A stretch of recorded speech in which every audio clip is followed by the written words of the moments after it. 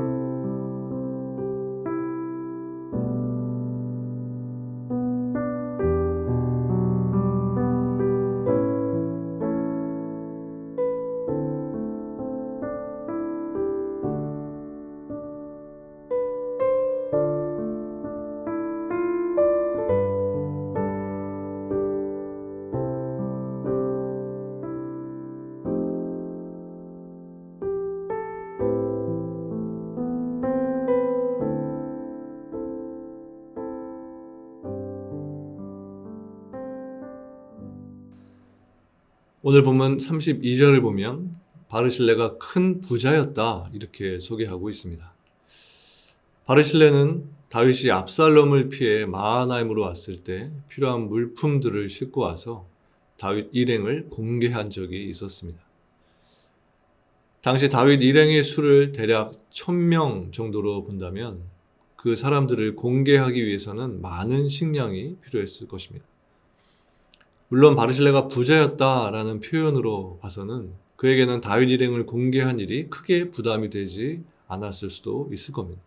하지만 중요한 것은 거기에는 다윗에 대한 바르실레의 진실한 사랑이 담겨 있었다는 것입니다. 그리고 그렇게 전해진 진실한 사랑으로 인해서 그는 본문 33절에 보면 지금 다윗으로부터 예루살렘에서 내가 너를 공개하리라는 응답을 받는 것을 보게 됩니다. 즉 왕이 직접 자기를 섬기겠다는 놀라운 말을 듣게 된 것입니다. 여러분, 흔히 우리는 사랑이란 더 많은 것을 가지고 있어야만 할 수 있는 것이다 이렇게 생각을 하곤 합니다. 그래서 사람들은 나는 많은 것을 가지고 있지 못하기 때문에 사랑을 베풀 수 없다 이렇게 단정지어 말을 합니다. 그러나 사랑은 그런 것이 아닙니다. 사랑은 반드시 무언가 엄청난 것이 있어야만 하는 것도 아니고 사랑은 대단한 사람만이 할 수 있는 것도 아닙니다. 바르실레가 아무리 부자였다고 할지라도 그에게 있는 것을 나눌 줄 알았던 그의 사랑이 아름다운 것이지 공개했던 물질의 양이나 수량 등에 의해서 그의 사랑이 평가되어서는 안 된다는 것입니다. 만일 우리가 바르실레의 형편과 달라서 가진 것이 적다면 적으면 적은 대로 나누는 것이 바로 사랑인 것입니다. 크고 작든 우리가 가진 것을 나눌 때 그것이 바로 사랑인 것이고 거기서부터 사랑이 시작되는 것입니다. 사랑은 나누는 것으로부터 표현이 된다라는 것입니다. 33절을 보면 다윗이 바르실레를 향해 너는 나와 함께 건너가자. 예루살렘에서 내가 너를 공개하리라 라고 말하는 내용이 나옵니다.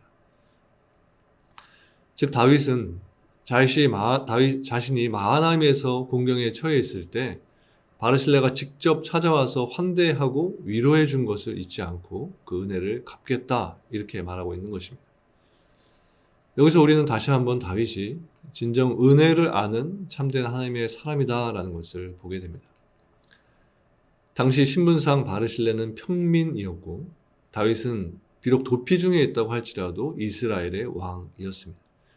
그리고 이전에 다윗은 길앗 지역을 점령한 후에 공의를 행함으로써 그 사람들에게 안정을 가져다 주었던 사람이었습니다. 그러므로 다윗의 입장에서는 바르실레가 베푼 은혜가 마땅한 것이다 라고도 생각될 수 있었습니다. 그러나 다윗은 바르실레의 환대를 받으면서 그것을 마땅한 것이다 라고 여기지 않고 그에게 진심으로 감사하면서 더욱 큰 것으로 갚으려고 했다는 것입니다. 서양 격언 중에 모든 것을 당연하게 생각할 때부터 우정은 깨어지기 시작한다라는 이런 말이 있습니다. 즉 친구니까, 내 아내니까, 남편이니까, 또 내 가족이니까 라고 생각하면서 그들이 베푼 은혜를, 그들이 베푼 사랑을 너무나도 당연하게 여기게 되면 그때부터 관계가 멀어지기 시작한다는 것입니다. 따라서 우리는 가까운 사이일수록 더 예의를 지켜야 하고 그들이 나에게 베푼 사랑에 대해서 진심으로 감사할 줄 알아야 하는 것입니다. 35절과 36절을 보면 자신에게 은혜를 갚겠다고 말하는 다윗 왕을 향해 바르실레는 이러한 말을 합니다. 어찌하여 종이 내 주 왕께 아직도 누를 끼치리이까? 당신의 좋은 왕을 모시고 요단을 건너려는 것뿐이오늘 왕께서 어찌하여 이 같은 상으로 내게 갚으려 하시나이까? 이렇게 말하는 바르실레의 마음은 진실된 것이었습니다.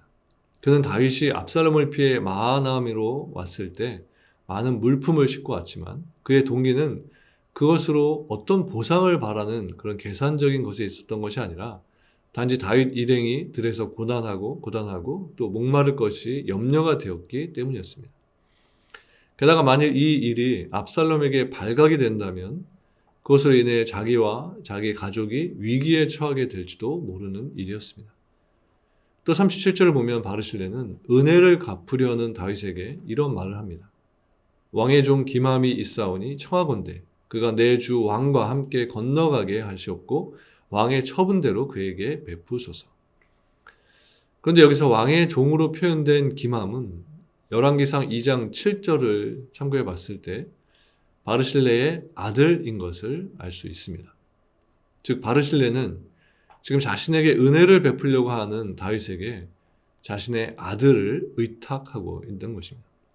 바르실레는 다윗을 향해 아무 대가도 바라지 않는 순수한 마음을 가지고 선을 행했지만 결과적으로 그 모든 행위를 통해서 자신의 아들에게 그 무엇과도 비교할 수 없는 훌륭한 유산을 남겨줄 수 있게 되었던 것입니다. 이처럼 부모가 행한 선의 열매는 자녀들에게도 물려지는 법입니다. 하지만 그와 반대로 부모의 악행으로 인해 그들의 자녀가 많은 고통을 겪게 될 경우도 있는 것입니다. 그럼에도 불구하고 많은 사람들이 수단과 방법을 가리지 않고 재산을 축적하면서 자신들에게 물질만 남겨주면 내 할 일은 다 했다라는 이러한 사고방식을 가지고 있는 것입니다. 그러나 성경은 우리에게 악인의 자손은 끊어질 것이고 그 재산조차도 결국 수고하지 아니한 자에게 돌아갈 뿐이다 라고 이렇게 말씀하고 있습니다. 그러니 재산을 모아서 자손들에게 남긴들 그것이 무슨 소용이 있겠습니까? 그러나 시편 37편 25절을 보면 이렇게 기록하고 있습니다. 내가 어려서부터 늙기까지 의인이 버림을 당하거나 그의 자손이 걸식함을 보지 못하였도다. 여러분, 자녀들에게 좋은 것을 남기고 그들이 대대로 하나님의 복을 받아 살기를 원하신다면 먼저 여러분들이 하나님 앞에서 선과 의를 행하시기 바랍니다. 부모의 선행으로 인해 자손이 복을 얻는 것 역시도 하나님의 섭리 가운데 하나인 것입니다. 무비보셋은 부친 요나단의 선행으로 인해서 다윗으로부터 은혜를 입었습니다. 그리고 바울의 믿음의 아들 디모데는 그의 외조모 로이스와 어머니 유니게의 눈물의 기도로 인해서 믿음의 사람으로 세워질 수 있었던 것입니다. 여러분, 만약 여러분의 자녀들이 참된 복을 누리면서 살기를 원하신다면 그들에게 재산을 남겨주기에 앞서서 무엇보다 먼저 하나님의 의를 행하면서 그 거룩한 교훈으로서 자녀들을 양육하시기를 바랍니다. 이런 영적 유산을 전해주고자 할 때 여러분들이 자녀를 위해 올리는 기도가 결코 헛되지 않을 것이고 여러분들이 보여주는 삶의 모습은 자녀들의 마음속에 영원히 잊혀지지 않는 살아있는 교훈이 될 것입니다. 그리고 이 모든 것이 그들의 삶을 더 풍성하게 만들어줄 거룩한 유산이 되는 것입니다. 본문 37절에 보면 바르실레는 다윗 왕을 향해서 이렇게 말합니다. 청하건대 종을 돌려보내옵소서. 내가 내 고향 부모의 묘 곁에서 죽으려 하나이다. 그러나 왕의 종 기맘이 여기 있사오니 청하건대 그가 내 주 왕과 함께 건너가게 하시옵고 왕의 처분대로 그에게 베푸소서. 이 말씀 앞에서 바르실레는 자신이 이미 80세가 넘은 노인이기 때문에 사지 감각이 모두 쇠퇴했고 그래서 아무것도 즐길 것이 없는 자라고 이야기하면서 다윗이 공개하겠다는 것을 사양했습니다. 그럼에도 불구하고 지속적으로 다윗 왕이 요청을 하자 자기는 돌려보내고 대신 자기의 아들 기맘에게 베풀어 줄 것을 요청한 것입니다. 즉 바르실레는 자기 생이 다했다는 것을 알고 있었기 때문에 왕의 공개를 누릴 수 있는 자신의 즐거움과 영광을 포기하고 대신 자기의 아들이 그러한 은총을 입기를 소원했다는 것입니다. 여러분, 오늘 말씀에서 보는 바르실레의 이러한 자세는 성도된 우리들이 항상 본받아야 할 자세라고 생각됩니다. 아무리 내 일을 성실하게 감당하면서 살았다고 할지라도 다음 세대를 걱정하지 않고 그들을 바르게 세우지 않으면서 그것으로 모든 것을 다했다고 주장하는 사람은 그가 이룩한 일이 아무리 많다고 해도 후대에게 지탄을 받을 수밖에 없는 것입니다. 여러분, 이 세상은 지금 우리의 세대로 마감이 되는 것이 아닙니다. 우리가 사는 세대는 정말 임박한 세대인 것은 분명하지만 우리 세대로 세상이 마감된다는 어떤 증거도 없습니다. 그러면 우리는 다음 세대를 위해서도 최선을 다해 준비해야 하는 것입니다. 하나님께서는 우리가 우리 이전의 세대를 계승하게 하셔서 하나님의 뜻을 이루어 가신 것처럼 또한 우리를 계승해 나갈 다음 세대를 통해서 하나님의 뜻을 계속해서 이루어 가실 것입니다. 그러면 우리는 우리의 다음 세대가 하나님의 일을 잘 감당할 수 있도록 그들을 준비시켜야만 하는 것입니다. 이 일을 우리가 성실하게 감당하지 않는다면 우리는 우리의 다음 세대들로부터 비난을 받게 될 것이고 무엇보다도 하나님으로부터 이것에 대한 책망을 받게 될 것입니다. 오늘 본문은 바르실레라고 하는 한 덕망 있는 노인을 통해서 우리들에게 진정한 사랑이 무엇인지를 교훈해 주고 있습니다. 먼저 그는 대단한 부자였음에도 불구하고 자신의 재산을 자랑거리 삼지 않고 대신 어려움에 처한 다윗을 돕는 데 사용을 했습니다. 또한 그는 다윗 일행에게 사랑을 베풀되 건성으로 한 것이 아니라 진심에서 우러나오는 사랑을 베풀었습니다. 또한 자신의 그러한 행동을 드러내려 하거나 그에 대한 어떠한 보상도 바라지 않았습니다. 우리는 이러한 그의 모습을 통해서 진실한 성도의 사랑이 어떠해야 하는지를 배울 수 있게 됩니다. 이러한 사랑이 우리들에게도 필요합니다. 이러한 원숙한 사랑을 통해서 여러분들도 여러분 주변의 사람들을 항상 따뜻하게 할 수 있는 사람들이 되시기를 바랍니다. 그리고 무엇보다 여러분들의 자손들과 또 여러분들의 후손들 그리고 모든 다음 세대를 향한 사랑의 마음을 가지시는 여러분들 되셔서 그들을 통해서 계속해서 하나님의 뜻이 이 땅 가운데 펼쳐질 수 있기를 위해서 이것을 위해서 열심으로 기도하시고 그렇게 사랑을 베풀며 사시는 저 여러분들 모두가 되시기를 주님의 이름으로 간절히 축원합니다. 함께 기도하시겠습니다. 하나님, 우리들에게 베풀으신 은혜와 사랑과 이 땅에서 살 수 있도록 공급해 주신 모든 것들로 인하여서 감사드립니다. 우리들이 비록 부자는 아닐지라도 우리에게 주신 것들로 인하여서 늘 감사하면서 그것이 족한 것을 알면서 하나님의 주신 사랑을 나누고 베푸는 자로서 살기를 소망합니다. 이 고난의 주간에 하나님의 사랑을 나누며 어린이들을 생각하며 기도할 뿐만 아니라 우리의 마음과 하나님 주신 물질을 나눌 수 있는 풍성한 사랑과 손길 또한 우리들에게 허락해 주시옵소서.